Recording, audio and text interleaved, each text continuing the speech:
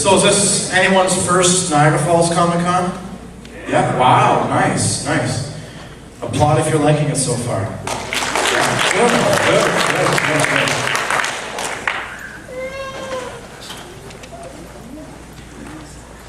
Who was your favorite Sesame Street character? Just yell them out. Grover over there. Kermit, oh, nice. Big Bird. Awesome. Snuffleupagus.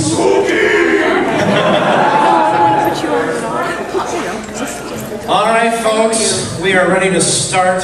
I am so excited because this man has been a great man who has had Big Bird and Oscar the Grouch living on Sesame Street for a very, very long time. I'd like to welcome him and his wife up on stage, Carroll and Deb Spinney. Give them a round of applause.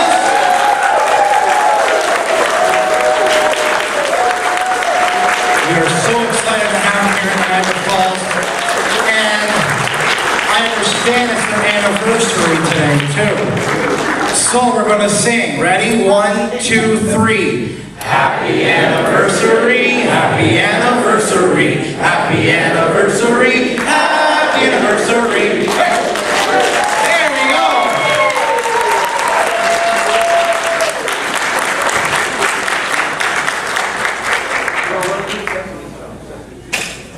Thank you. Welcome, sir. I'm doing very well, thank you. How are you? Here's a seat for you.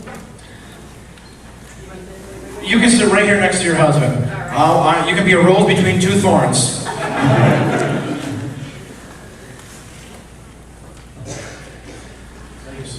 Was a labor. All right. I fell down about 3 months ago. Got a concussion. So I did not walking. Oh. It's getting big and better. It is. It's scary though. Well, we're glad you're still with us. So, and the two of you are going to share a microphone. I only have just the one here for myself, and we're going to get the ball rolling with the guests already lining up, which I love. But I'm going to start things off first, Mr. Spinney, on about how you came about on creating, of course, Big Bird and Oscar the Grouch. Well, I've been doing puppets since I was 8 years old. I gave my own show, outbuilt theater. I had paid 5 cents for a monkey puppet, which I still own. I found it a few months ago, and I don't know where I put it. I just lost it again. Okay, well, take it out. Yeah, sure. Take it off. Take it off the microphone. Off the stand. Okay. How's this better? Okay. So you got a nickel monkey sock puppet, you said? It's just a hand puppet of a monkey with whose the his head where you put your finger was kind of big, so it never occurred to me to stuff it. So his head is made out of some kind of composition material. Anyway, I had that and a stuffed green snake, which my mother made for Christmas for us, because we didn't have much money, so she made stuff for us. Nice. She was very creative, very artistic. Awesome. I'm an artist. I got my talent from her. And my son and one of my daughters is also, they're artists. And they're both starting to make some money at it. Even though they're in their 40s, it's taken a while. Never give up. It's hard to break into art to make a living. Awesome. Well, we're glad that you've created the art of Sesame Street with Big Bird and Oscar the Grouch. And we're going to open the floor here. And please say your name, where you're from, and your question, please. All right. Just taking a selfie. Good morning. Morning. Mark from Montreal.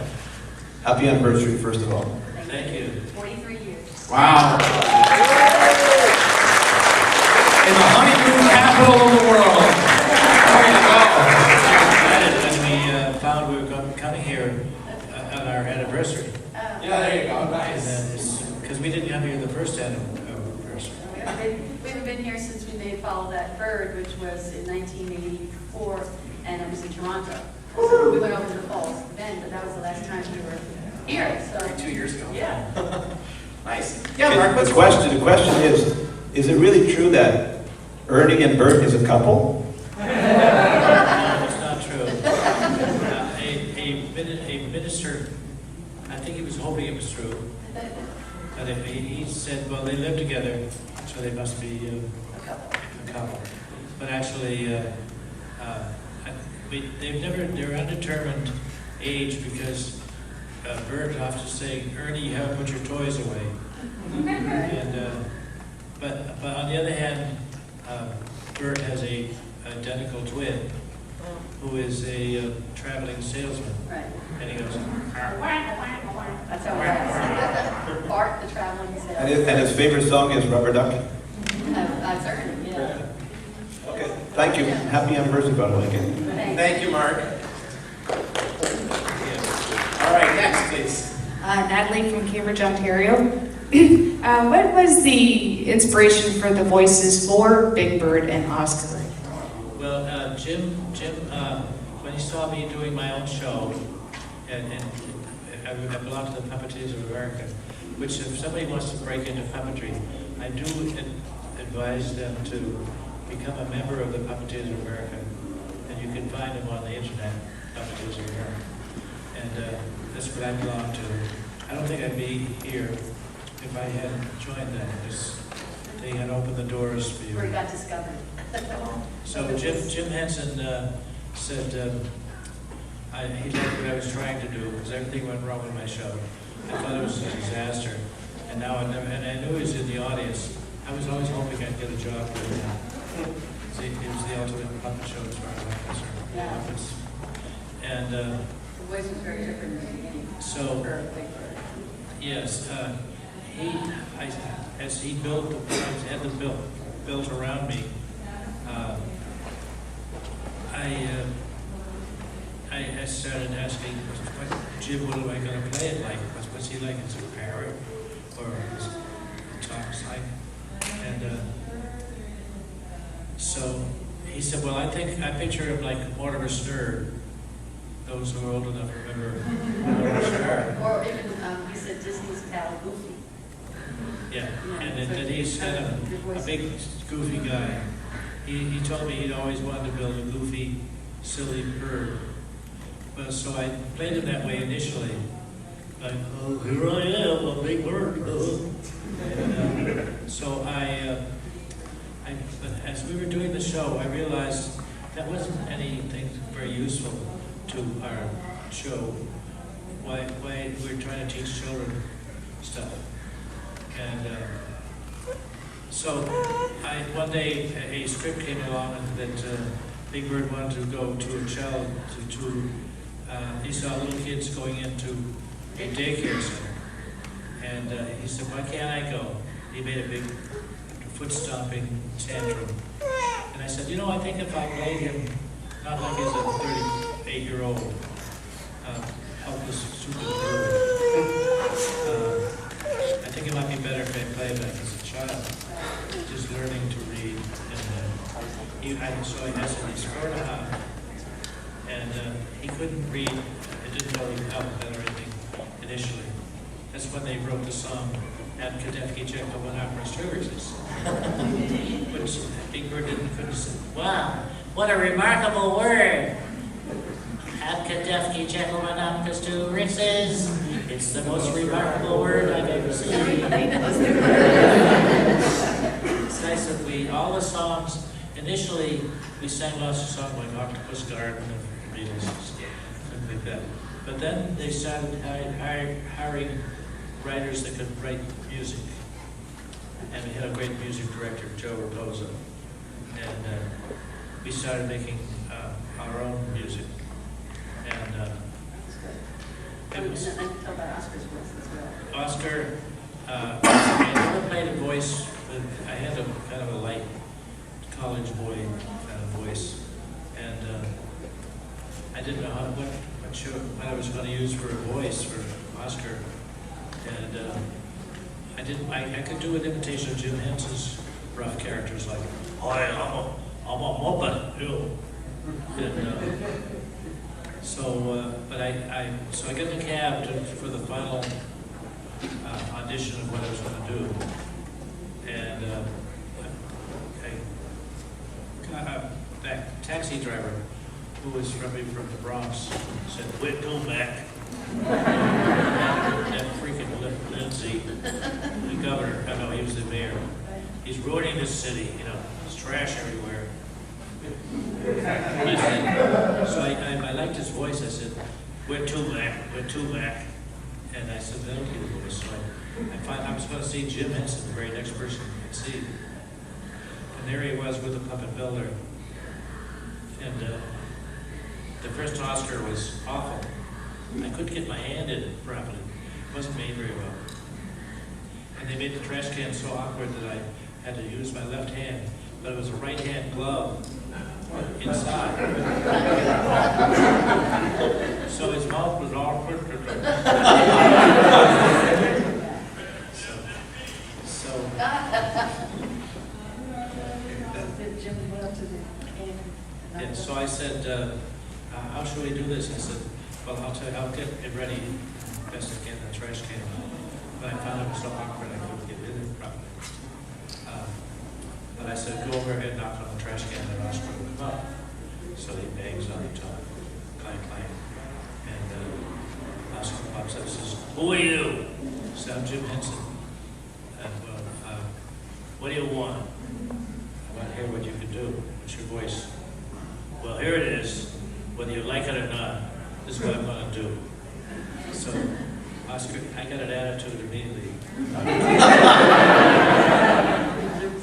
And Jim said, that'll do fine.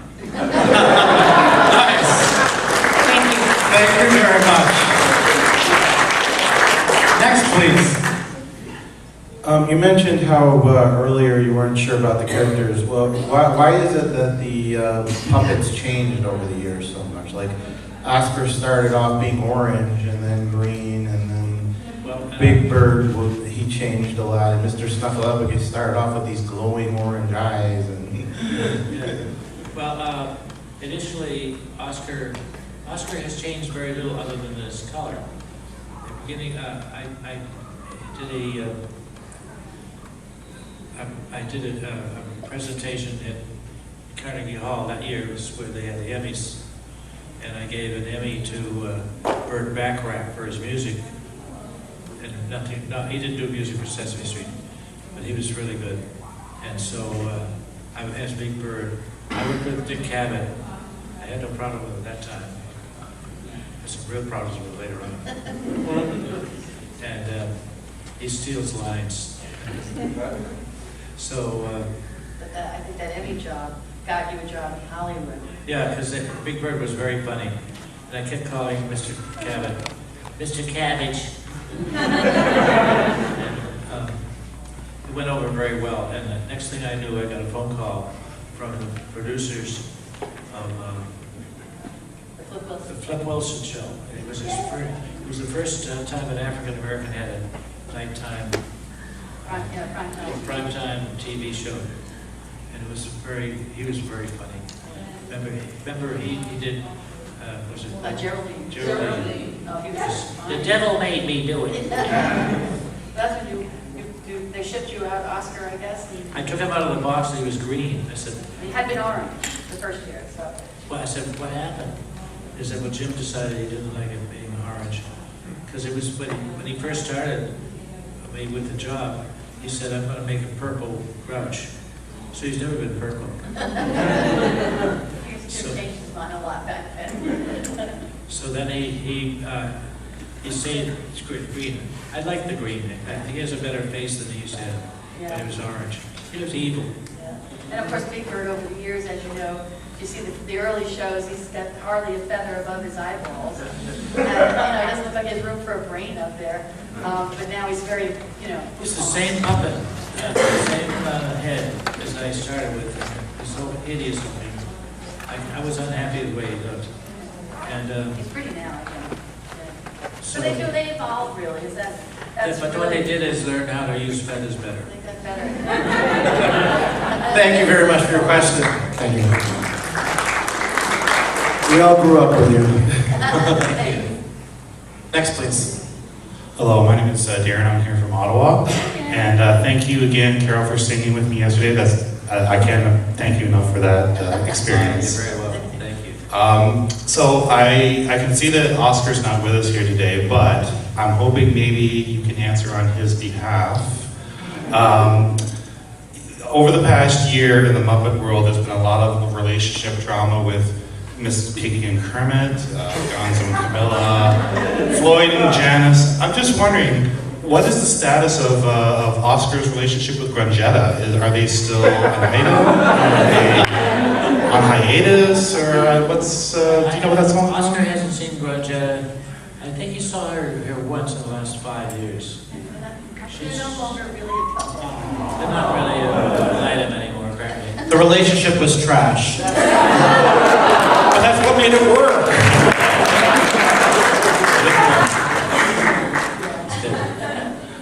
Okay. Thank you very much. Thank Thank you. you. Thanks, Aaron. Next, please. Hello, Carol. Hello. Ronnie from Montreal. All the celebrities who appear on Sesame Street, who has been your favorite one that appeared on, that has been appeared on Sesame Street? Celebrities, did you say? Yes. Oh, that's an easy one. What was that? What was it? What's your favorite celebrity that you worked with on Sesame? Oh, I think it's Waylon Jennings. And Waylon, I first met him when making the movie Follow That Bird, which we made in Toronto. And what's his name? Was it Picton? Picton, yeah. We made some scenes there too. Yeah. That's where we met. So, and Waylon had, but I had watched occasionally the The Dukes of Hazzard. Dukes of Hazzard. He was the guy who said, he's a narrator in his Texas accent. He said, now, Cooter doesn't know that Daisy's locked in his closet. And he's going And he in sang the wrong theme place. song as well. And but anyway, I spent 2 days in the truck singing "Ain't No Road Too Long." And not much of a country singer, but That was your first country song. I did win a Golden Country Singer Award on Golden Country Hits show, and I sang a duet with Crystal Gale. Gale, and so that song was songs all around whenever you need them. And it's a really good song. It won a Grammy. But the guy who writes it gets the Grammy. But Waylon is definitely The one on the top that- of our list. Yeah. If you want to make a lot of money, learn to be a songwriter. Right, yeah. Because some of the songs that I recorded made $50,000 rather quickly, and I made $360. Oh, jeez. Thank you for your question. Thank you. Hello, Mr. Spinney. I'm Owen. I'm from Niagara Falls, and I have a question about the Challenger space shuttle. Oh, yes. I watched the documentary. You were filming an episode of Sesame Street, and they said, "Here, let's watch." What was your reaction when you saw it explode in there? Well, I was asked back in 86. something like I that. think 86. I was asked about a year before, and if I would want to orbit the Earth, and You're the first civilian to orbit the Earth in a space shuttle.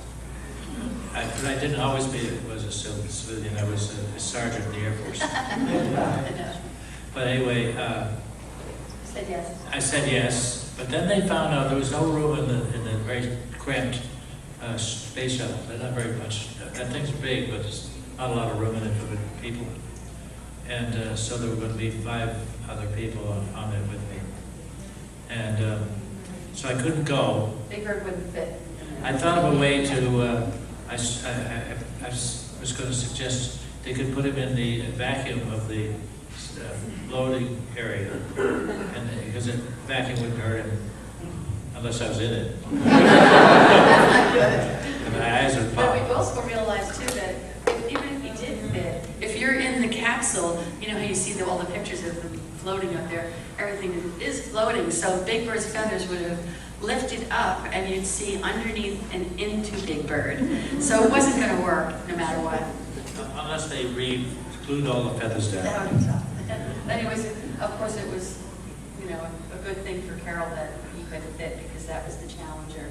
And Christy McAuliffe was asked to go up as a teacher to be the first civilian in space, and of course it blew up. So when you watch that on Sesame Street, everybody just cried, you know. And plus he had the feeling of, oh my God, I was supposed to be on that, you know. So it was. Well, we watched it go up and we saw it explode. We watched it on television. It was on NBC, and when it went up after 7 minutes, it was supposed to drop its extra tanks, and then just then there's still some fuel left in the spaceship itself. But You could tell right away that wasn't right. and so all of a sudden, when it exploded, and then all the pieces went downwards, nothing went up. And I said, "Oh my God!" And they said, "No, that's just separation." I said, "Yeah, but something continues to go up the ship. Everything went just bluey, it went down." And we thought of these poor people that I got a letter from all the astronauts. And, one of the producers asked to borrow the record. I said, "This is the original. I can't let you take it. So no, please, we'll give it right back to you." I never saw it again. And I had their signatures. It would have been nice if their signatures on it. So anyway, what happened was they all died, of course, and we were in shock, and the whole country was too, I think. Yeah. Yeah. Thank you for your question. Happy anniversary, Mr. and Mrs. Thank you. Microphone, Hi, I'm Marissa from Liverpool, New York, and I was recently watching a clip of the episode where Mr. Cooper died and Big Bird's reaction, and I was wondering what that was like to film that scene. Well, it was, they decided, Will Lee, who played Mr. Hooper, who we truly loved, was a sweet old man. He wasn't that old, I think he was only in his late 60s. And, but we could tell he wasn't well, but he would never tell anybody he was fighting cancer. And so we did lose him, and then they decided what they do, what they say to the children. Why, if Mr. Hooper isn't there anymore, we could have him retire and say he moved to Florida. So that's what a lot of people do from New York. And so then they said, no, let's face the fact that children don't know anything about death, and maybe it'll be a good, we can make a good story out of it. And we did. And a man named Norman Stiles was our head writer. He wrote a lovely script.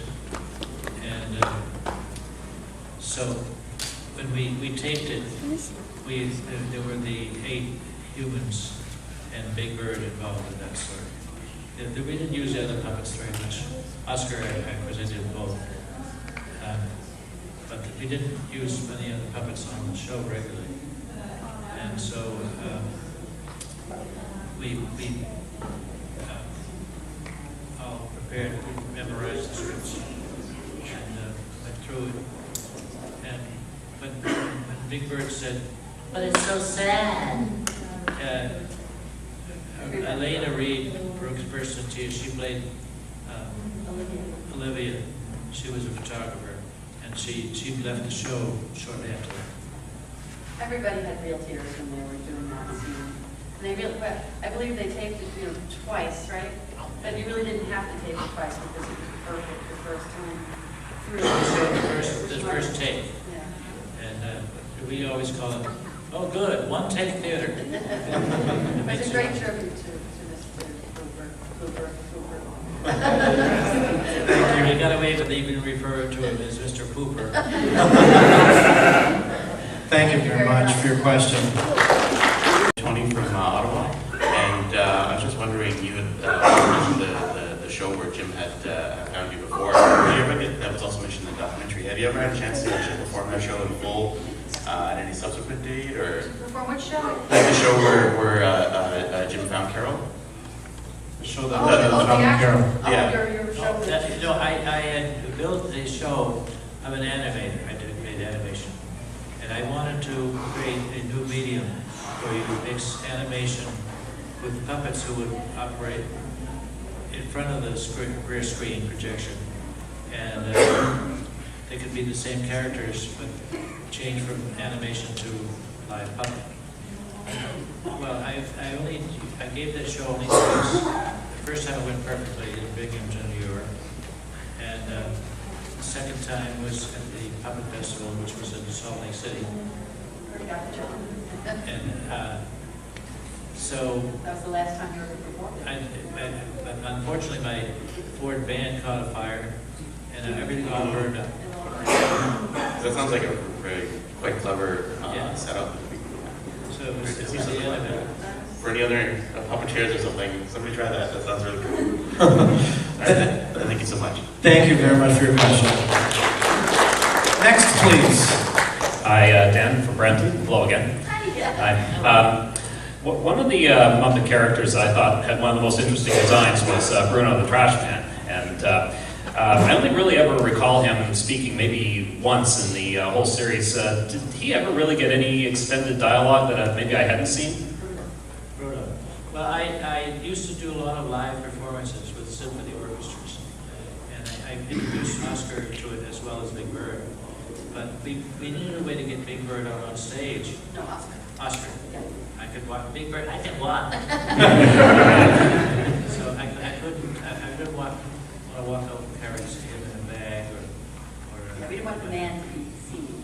Fair enough. So I was watching the Gong Show, and I saw a very clever woman doing a puppet show, and she was the baby in the baby carriage, and the clown who was pushing it was a dummy, and she was operating it with her feet, and her head was in a bonnet. And That's really good. It was very clever. That's very good. So I said, well, what I could do is I could have them make a Bruno, call him Bruno, and have him be a trash man, pick up a trash can, and he with fake arms holding the trash can on Bruno. And my hands were, against his belly he was holding the trash can, and I had Oscar in that trash can, and I would pop him up. And so I was kind of doing two of the characters at once. It was a great illusion, really. Oh, yeah. But did Very Bruno convincing. talk very much, really? He didn't talk very much unless I had, if Oscar was up, I didn't have any way to control his Right, because his hands would be coming up with Oscar. Right. Bruno's back here. Okay. But I guess if Oscar is in the can, then that, what was it, a string that you could pull and pull down Bruno's straw? Yeah, it would just made a thin fishing line, but strong enough to pull down and open his mouth. And They talk a little bit. somebody accused me of hating people from Italy. Oh. He said, well, everybody knows, since his name is Bruno, that he's going to be Italian. Because they're the only ones with the name Bruno.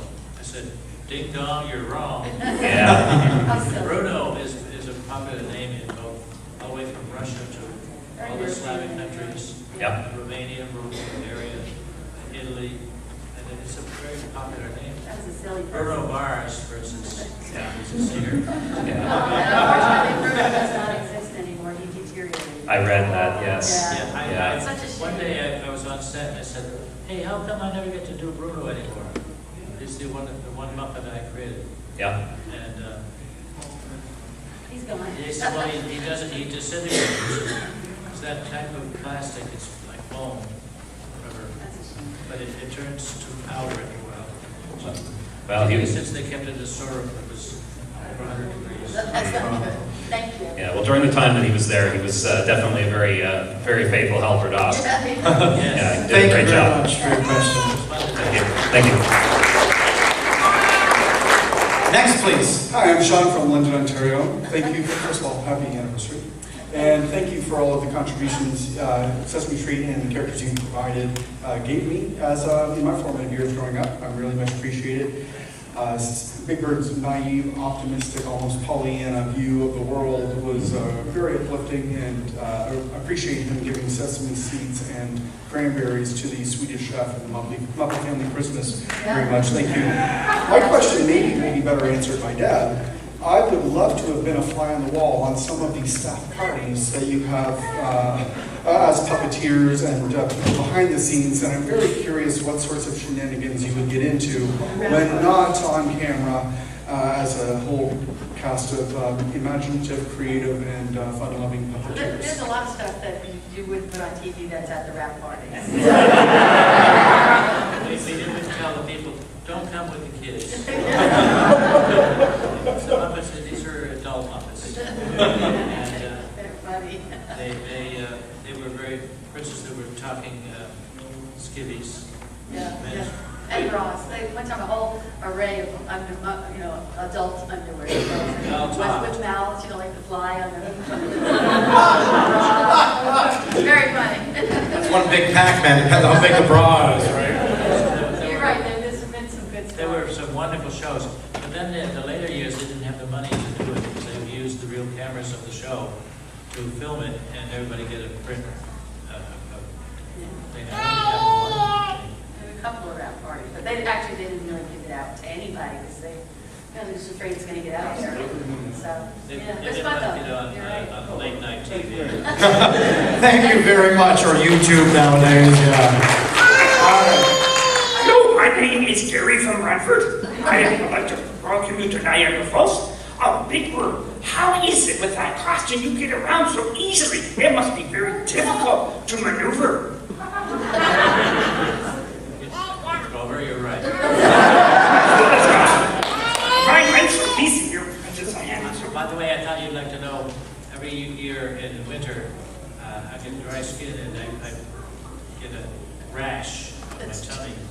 And it's called? And it's called Grover's disease. I'm so embarrassed! After me, that's so nice, I think. By the time April is over, it's faded away again. Oh, that's good to hear. It's moist, there's so much humidity after winter. Yeah, that must hurt to hear the tummy right here. I'm good. Thank you, Sister Grover. You're welcome. Thanks.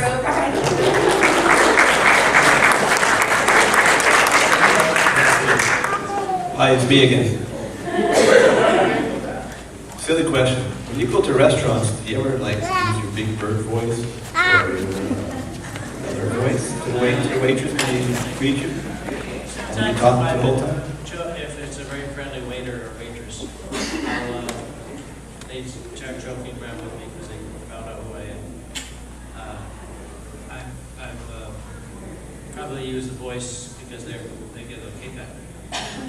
And not much though, but sometimes, if I'm in a situation where Oscar could make a good comment, I'll use it to make a comment, but people, they look at me funny because they don't know I'm using Oscar's voice. But funny thing is, something funny, you look almost just like Colonel Sanders. And also, you're Big Bird. Exactly the same. I think you're looking good. Thank you, Mark. Next, please. I must say that when last year we were in Kentucky, and we went to a wonderful show. So 2 years ago. Yeah. My friends, they put on the equestrian Olympics. And they had a guy there who was, of course, real Colonel Sanders died some time ago.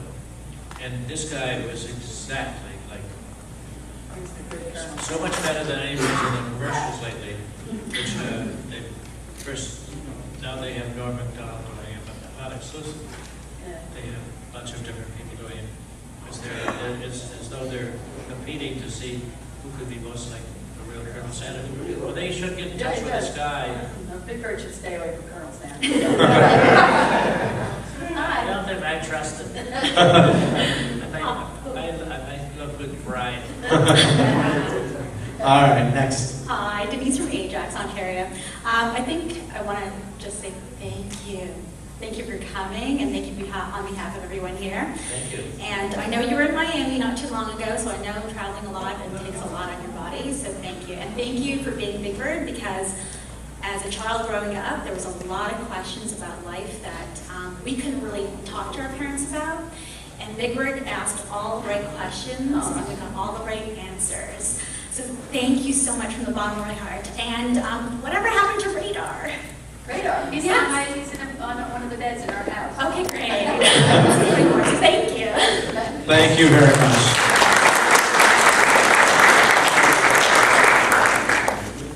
Hi-ho, Carol. Hi-ho, Deb. Hi-ho, other guy. I'm sorry. I'm Mark. I'm from Burlington, Ontario.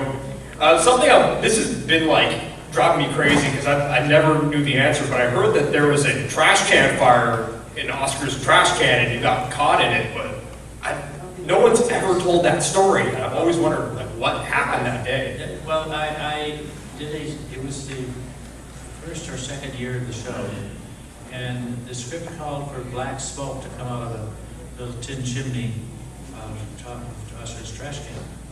And he was producing black smoke, so it'd be annoying. And but the problem is the guy, all the artificial smoke was white, so they wanted black. Well, there's no artificial black smoke machines. This is total blue. And so this guy had a pie pan filled with oil and chunks of rubber, and it was on a little piece of plywood right over my head. And so it was boiling, and this oil starts to boil. And I said, I'm going to have my head under boiling oil? I don't think so. And they said, no, go ahead. It's 5, 4, 3, 2, action. And all of a sudden I said, and suddenly they put the tin pipe over the flames, and it caused a draft, and they started really boiling. I said, that's dangerous stuff. It's shooting out boiling pieces of oil. And rubber. And then so I got out from under it, and the whole unit would move on wheels of the show. And I could push the trash can and all the stuff around it out. And the floor director said, where are you going? You have to get out of there. I said, I'm not getting out of that thing for nothing. And so no more than 2 seconds after I got out from under it, in that quick argument, it exploded. And it sent boiling oil in a liquid like a sort of a, well, it splattered all over the 123 Sesame Street, the house where Gordon and Susan lived. And the whole wall was bricks, but it was made of painted canvas. It took flames. The whole thing was white. And above it is the studios are now 90 years old. Astoria Studios in Queens. And the thing was in flames, and this guy hadn't even brought in a fire extinguisher. So the thing is all in flames, and the flames are going up and starting to all the woodwork. And of course, where he was in the can was completely burned out. All my hair would have been burned off. So, the next day I looked for him, he wasn't there anymore. A year later, I'm walking down Broadway, and we were on the right near where Sesame Street started, on 81st Street and Broadway, in an old movie theater. And I bumped into Mr. Who cares? That guy. That guy, I ran into him, he said, oh, you really caused me to lose my job. I said, I? You mean I should have stayed under it and burned to death? You're a stupid movie, you didn't even have a fire extinguisher. And furthermore, the reason why he was fired is that you don't have to have any open flames in a TV studio. It's the fire marshal. He broke all the rules there are. And then complained that I caused it. Yeah, so that was a real close call. what the heck are they thinking? The very next time I worked with him, he had to fire a fire extinguisher, ironically, and for a blast of smoke come out of the trash can. And my arm was just touching his. We were wearing short sleeves, but when you fire one of those things, the CO2 comes out. It causes a great, massive negative charge, and it drew all kinds of power through the microphone I was wearing. And my arm touched him. We both had this huge shock of power through us, and we both went stiff as a board. We flew and landed on our backs and our hands. And I said, I don't think I want to work with you anymore. Thank you for your question. Oh, thank you. All right, next there. Come on up, buddy. Hi, my name is Noah Martin from Niagara Falls, Ontario. How do you speak Big Bird and Oscar at the same time? Well, that's a very good question. Usually, are you 9 years old? I'm 8. 8. Yeah, generally, boys your age ask that question more than else. And it's a very good question because I can only run one puppet at a time generally. And so I pre-record Oscar's voice, and I do Big Bird, and I have one of the other puppeteers. They're all friends of mine, and move Oscar, and he'll speak at the pre-recorded voice Oscar is recorded. Okay, you turkey, what do you doing near my trash can? And I said, Oscar, don't be so rude. I worked hard to be rude. Don't criticize me. So anyway, stuff like that. So sometimes a lot of scripts would come through where both characters are in the same scene, and it would take a lot of extra time to take. So you don't see them a lot together, but you do see them together, and that's how they do it. Not so much now. Thank you very much for your question. Very good. We have another question. We have time for a few more, so. My name is Alexandria, and I'm Alexandria 1, and I'm from Niagara Falls, and that was my brother who was speaking, and this is my mom who is lifting me up. And also, what is Big Bird's greatest fears? What is Big Bird's greatest fear? Yes, fear. Oh. Greatest fear for Big Bird. Thanksgiving. Colonel Sanders? I do a lot of hiding in November. And I know we had a wonderful stage manager.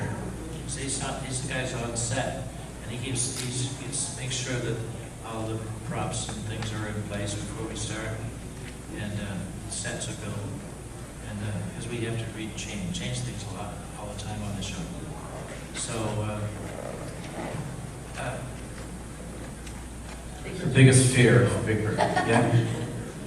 So one time, Chet O'Brien, who was the stage manager, he's one of the famous O'Brien twins. None of us are old enough to remember them, because they were famous in the early 30s on Broadway. And he was married to one of the most famous women in show business, Marilyn Miller. Nobody here would know this. None of us are old enough. Well, they had we were roasting a turkey on Halloween, at Thanksgiving, and so somebody said, "Well, the Big Bird's almost cooked," and they had a lot of children. This is in his house, real life. A lot of Irish people, so they had a lot of children, and so the Big Bird's almost cooked. Big Bird. And so the children wouldn't eat any turkey.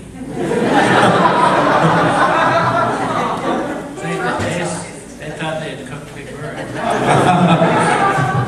Thank you very much for your question. I'm Robin from Niagara Falls. My question was, I want to talk about the understudies.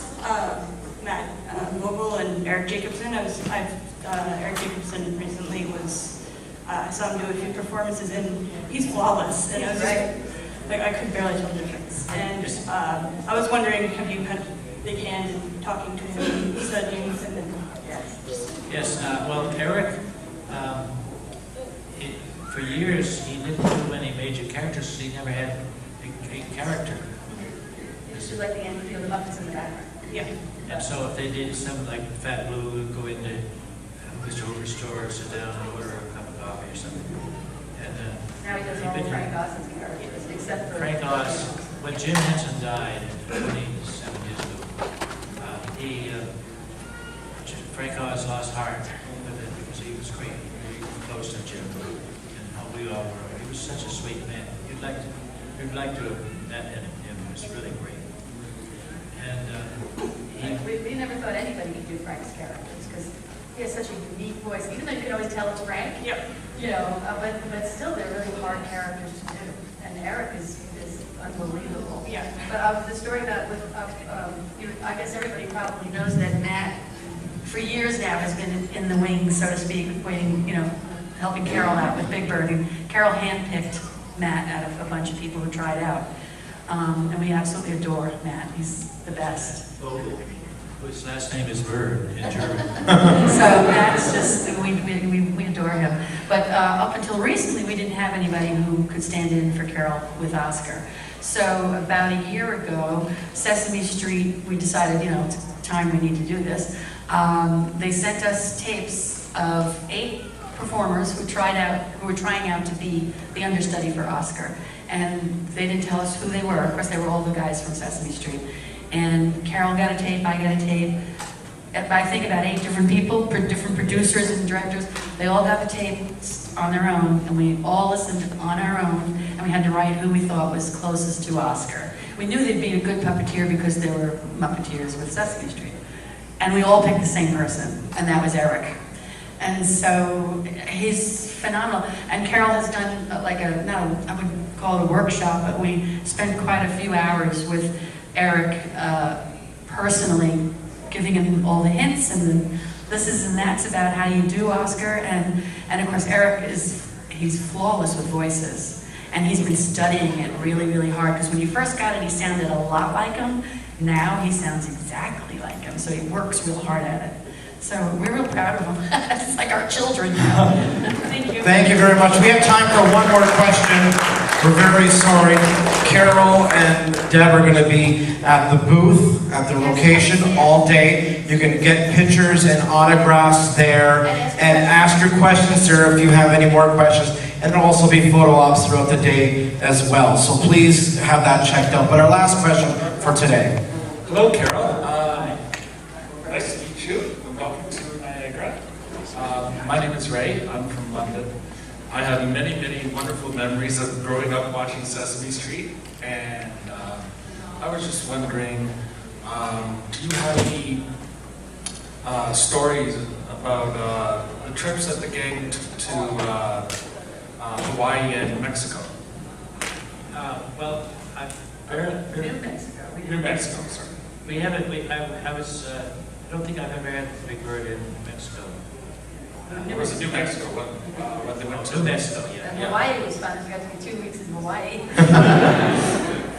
Was that for looking for Snuffy's ancestors? Yeah, that's right. Yeah, because sure enough, Snuffy is they used to say the only animals that were from Hawaii were bats, but it turns out they're snuffleupagus.